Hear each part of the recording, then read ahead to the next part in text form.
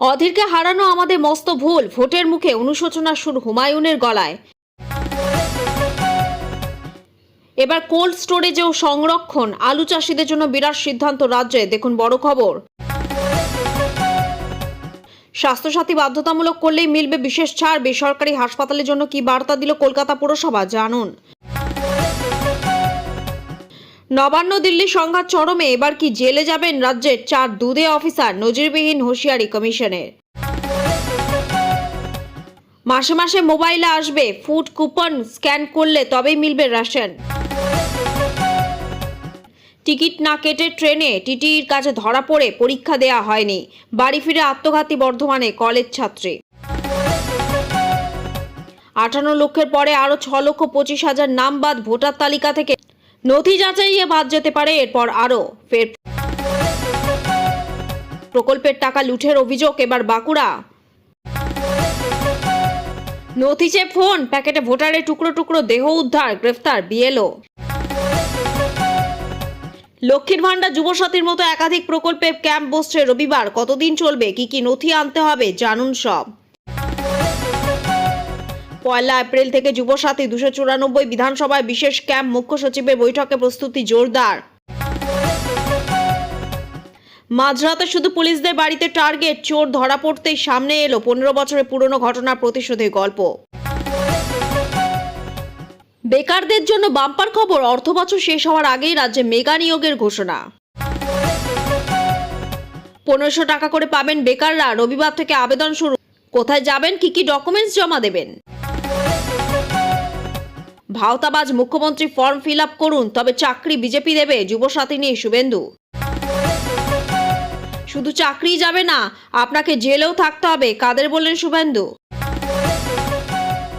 ঘনাচ্ছে ঘূর্ণাবর্ত, শীতের শেষ লগ্নে বৃষ্টিতে ভিজবে বাংলা, দেখুন আবহাওয়ার মেগা আপডেট। জলঙ্গিতে পরিত্যক্ত গাড়ি থেকে প্রৌঢ়ের পচা গলা দেহ উদ্ধার, থানার অদূরে 3 বছর ধরে পড়ে রয়েছে বাহন। সমীক্ষায় খারাপ রিপোর্ট, টিকিট নিয়ে অনিশ্চয়তা বিজেপির 10 বিধায়ক। 28 ফেব্রুয়ারি শেষ দিন, এই কাজ না করলে আর নাও মিলতে পারে বিনামূল্যের রেশন, জানুন বিস্তারিত।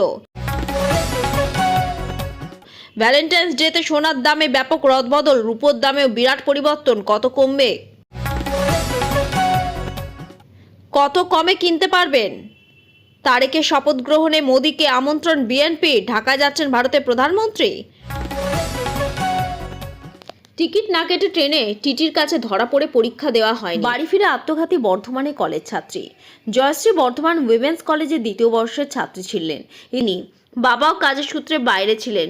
বাড়ি ফিরে মেয়েকে ঝুলন্ত অবস্থায় উদ্ধার করে বাবা। পরিবারের অভিযোগ, টিকিট পরীক্ষকের অমানবিক ব্যবহারের জন্য মেয়ে এই পথ বেছে নিয়েছে।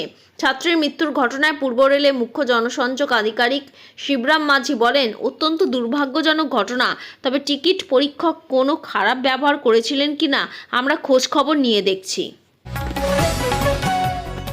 58 লক্ষের পরে আরও 6,25,000 নাম বাদ ভোটার তালিকা থেকে, নথি যাচাইয়ে বাদ যেতে পারে এরপর আরও।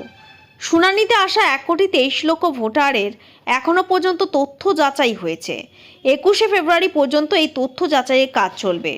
সুতরাং তালিকা থেকে নাম বাদ পড়া ভোটারের সংখ্যা আরও বাড়বে। রাজ্যে ভোটার তালিকায় বিশেষ নিবিড় সংশোধনের শুনানির কাজ শেষ। আপাতত 6,25,000 নাম বাদ পড়ার হিসাব পেয়েছে নির্বাচন কমিশন। কমিশন সূত্রে খবর, এর মধ্যে বেশিরভাগই শুনানিতে অনুপস্থিত ছিলেন। তারা মনে করছে শুনানিতে অংশ নেওয়া ভোটারদের তথ্য এবং নথি যাচাইয়ে পরে এই সংখ্যা বাড়বে। এর আগে খসড়া তালিকা থেকে বাদ পড়েছিল প্রায় 58 লক্ষ নাম। শনিবার রাজ্যে এসআইআর শুনানির শেষ দিন। সিইও দফতর সূত্রে খবর, শেষ দিনে আগে রাজ্যে শুনানির কাজ শেষ হয়েছে। শুনানির শেষে কমিশনের হিসাব বলছে 6,25,000 জনের নাম বাদ যাচ্ছে। এই সংখ্যা আরও বাড়বে, কারণ যারা শুনানিতে হাজির হয়েছিলেন তাদের নথি যাচাই এখনও চলছে। শুনানি শুনানিতে হাজির হওয়া মোট ভোটারের মধ্যে আর 10 থেকে 13 লক্ষ জনের তথ্য আপলোড হওয়া বাকি রয়েছে। এখনো পর্যন্ত তথ্য যাচাই হয়েছে 1,23,00,000 ভোটারে। 21শে ফেব্রুয়ারি পর্যন্ত এই তথ্য যাচাইয়ের কাজ চলবে। সুতরাং তালিকা থেকে নাম বাদ পড়া ভোটারের সংখ্যা আরও বাড়বে, এমনটাই বলছে কমিশনের সূত্র। যত সংখ্যক নাম বাদ পড়ার হিসাব কমিশন পেয়েছে তাদের বেশিরভাগই শুনানিতে উপস্থিত হননি। যারা উপস্থিত হয়েছে এবার তাদের নথি যাচাই চলছে।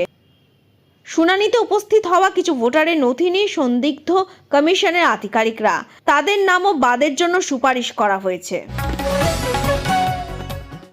লক্ষ্মীর ভান্ডার, যুবসাথীর মতো একাধিক প্রকল্পের ক্যাম্প বসছে রবিবার। কতদিন চলবে, কি কি নথি আনতে হবে, জানুন সব। যুবসাথী প্রকল্পে রবিবার থেকে শুরু হচ্ছে ক্যাম্প। তার আগে জরুরি বৈঠকে মুখ্য সচিব নন্দিনী চক্রবর্তী। ছুটির দিন সব জিএমদের নিয়ে বৈঠক করছেন নন্দিনী। 1 এপ্রিল থেকে চালু হবে যুবসাথী, তার এই বাস্তবায়ন নিয়ে প্রস্তুতি বৈঠকে আলোচনা রয়েছে। মূলত মমতা বন্দ্যোপাধ্যায়ের ঘোষণায় স্বনির্ভর বাংলা ক্যাম্প নিয়ে মুখ্য সচিব নন্দিনী চক্রবর্তীর সঙ্গে জেলা শাসকদের এই বৈঠক। যুবসাথী, ভূমিহীন, মজদুর, অন্যান্য কৃষক ও লক্ষ্মী ভান্ডার প্রকল্পে উপভোক্তাদের জন্য এই ক্যাম্পের সময়সূচি তারিখ 15 ফেব্রুয়ারি থেকে 26শে ফেব্রুয়ারি পর্যন্ত। স্থান রাজ্যের 294টি বিধানসভা কেন্দ্র। সময় সকাল 10টা থেকে বিকেল 5টা। ছুটির দিনে ক্যাম্প বন্ধ থাকবে। কোথায় কোথায় ক্যাম্প করা হবে?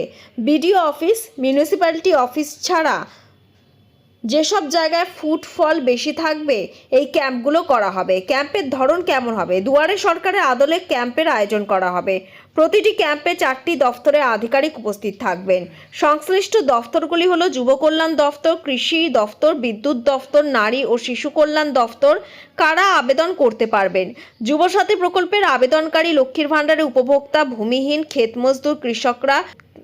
প্রয়োজনীয় নথিপত্রের আবেদন করতে সঙ্গে আনতে হবে আধার কার্ড, জাতিগত শংসাপত্র, ব্যাংক অ্যাকাউন্ট, পাসবইয়ের প্রথম পাতার জেরক্স, মাধ্যমিক বা সমতুল্য পরীক্ষার অ্যাডমিট কার্ডের জেরক্স, 2 কপি পাসপোর্ট সাইজ ছবি। প্রশাসনিক নির্দেশ, আবেদনপত্র গ্রহণ করে নির্দিষ্ট ওয়েবসাইটে তথ্য আপলোড করতে হবে। নথিপত্র সঠিকভাবে যাচাই করার পরে গ্রহণ করতে হবে। সকল আধিকারিককে সকাল 10টার আগে উপস্থিত থাকতে হবে। নিরাপত্তার প্রয়োজন হলে স্থানীয় থানার সাহায্য নিতে বলা হয়েছে। অতিরিক্ত ঘোষণা, 1 এপ্রিল থেকে যুবসাথী, ভূমিহীন, ক্ষেতমজদুর ও কৃষকদের জন্য সেচের জলে নির্ধারিত জলকর সম্পূর্ণ মকুব করার ঘোষণা আগেই করা হয়েছে। মাঝরাতে শুধু পুলিশদের বাড়িকে টার্গেট, চোর ধরা পড়তে সামনে এলো 15 বছরের পুরনো ঘটনার প্রতিশোধের গল্প।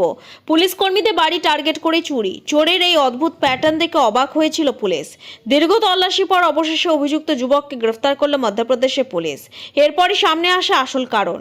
গত 20শে জানুয়ারি এক চুরির তদন্ত থেকে সামনে আসে তার পরিচয়।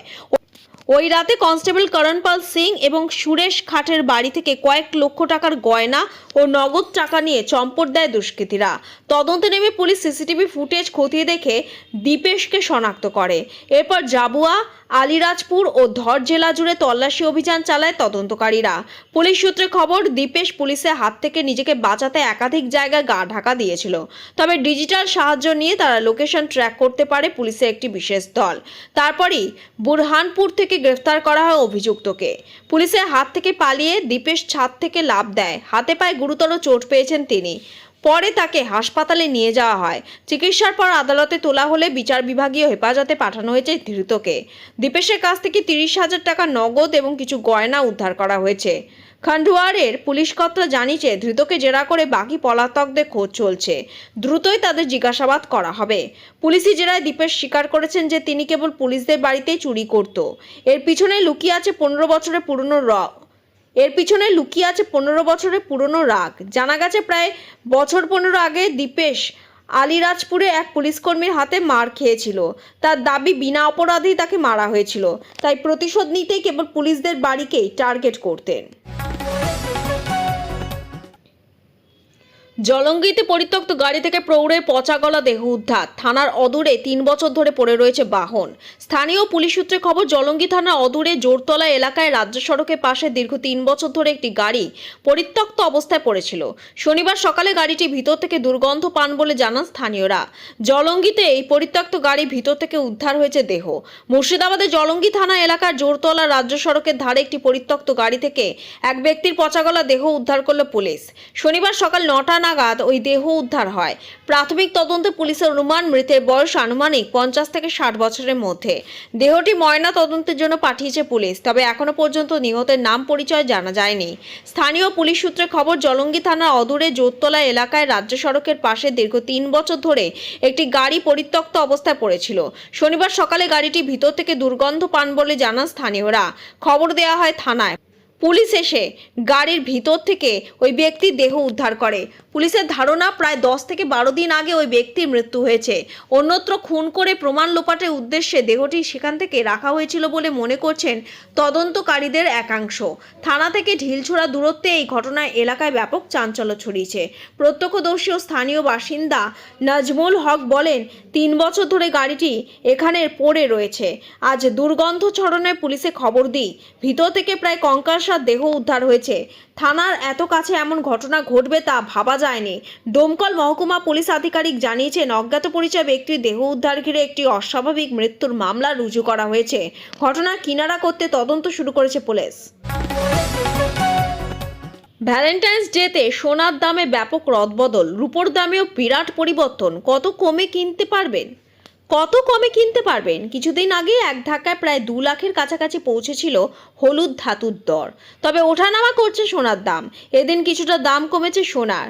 নিম্নমুখী গ্রাফ, ফলে স্বস্তির নিঃশ্বাস। বাঙালির জীবনে বিশেষ গুরুত্বপূর্ণ সোনার দাম বৃদ্ধি পেলে যেভাবে কপালে চিন্তার ভাঁজ পড়ে, তেমনি সস্তা হলে চিন্তা কিছুটা কমে। শুক্রবারও কমেছিল সোনার দাম। কলকাতায় 22 ও 24 ক্যারেট সোনার এই দামে আগের থেকে আপাতত খানিক স্বস্তি মধ্যবিত্তের। 24 ক্যারেট 1 গ্রাম সোনার দাম 15,542 টাকা। 22 ক্যারেট 1 গ্রামের দাম 14,765 টাকা। 22 ক্যারেট 1 গ্রামের দাম 13,143 টাকা। 18 ক্যারেট 1 গ্রামের দাম 12,125 টাকা। তবে মনে রাখতে হবে, এগুলো কেবলমাত্র সোনার দাম। গয়না কিনলে এর সঙ্গে যুক্ত হবে মেকিং চার্জ। পাশাপাশি এই মূল্যের উপর অতিরিক্ত 3% জিএসটি প্রযোজ্য। অন্যদিকে রূপোর দামেও গত কয়েকদিন ধরে লাগাতার উত্থান পতন চলছে। শনিবার রূপোর দাম হয়েছে 1 কেজি 2,65,771 টাকা। শনিবার দাম কমে হয়েছে 2,51,812 টাকা। মাসে মাসে মোবাইলে আসবে ফুড কুপন, স্ক্যান করলে তবেই মিলবে রেশন ব্যবস্থা দুর্নীতি রোধে বড় উদ্যোগ কেন্দ্র সরকারের। এবার কুপনের মাধ্যমে রেশন তুলতে পারবেন গ্রাহকরা। রবিবার গুজরাট থেকে শুরু হচ্ছে পাইলট প্রকল্প, যার উদ্বোধন করবেন কেন্দ্রীয় স্বরাষ্ট্রমন্ত্রী অমিত শাহ। মোবাইলে মেসেজের মাধ্যমে আসবে ডিজিটাল কুপন, যার পোশাকি নাম central bank digital currency. Ration দোকানে কিউআর কোডে স্ক্যান করলে পাওয়া যাবে বিনামূল্যে খাদ্যশস্য। স্বরাষ্ট্র সমবায় মন্ত্রী অমিত শাহ গুজরাটের 4টি জেলায় আহমেদাবাদ, আনন্দ, সাবরমতী এবং ভালসাতে পাইলট প্রকল্পটি চালু করবেন, যেখানে কেওয়াইসি এবং পরে সীমিত সংখ্যক সুবিধাভোগী কেবল ন্যায্য মূল্যের দোকান কিউআর কোড স্ক্যান করে তাদের মোবাইলে আসা ফুড কুপনগুলি রিডিম করতে পারবেন খাদ্যশস্য ও অন্যান্য জিনিসপত্র সংগ্রহ করতে। লক্ষ্য হলো ভর্তুকি এবং সুবিধাগুলি যাতে সুবিধাভোগীদের কাছে পৌঁছয় এবং বিচ্যুতি রোধ করা। এর ফলে রেশন কার্ডধারীরা এফপিএসে বায়োমেট্রিক অ্যাথেন্টিকেশন করার ঝামেলা থেকে মুক্তি পাবেন। অর্থাৎ আঙুলের ছাপ দিয়ে রেশন নেওয়ার দরকার হবে না। সরকার ট্র্যাক করতে পারবে যে সুবিধাভোগীরা খাদ্যের উদ্দেশ্যে এই কুপনগুলি ব্যবহার করছেন কিনা। খাদ্যমন্ত্রক শীঘ্রই দাদারা ও নগর হাভেলি, চণ্ডীগড় ও পুদুচেরি শহরাঞ্চলেও একই পাইলট প্রকল্প চালু করবে। মাসের প্রথম দিনে রেশন গ্রাহকরা তাদের মোবাইলের ডিজিটাল ওয়ালেটে মাসিক ডিজিটাল ফুড কুপন পাবেন। রেশন দোকানে গিয়ে সেই কুপন স্ক্যান করতে হবে।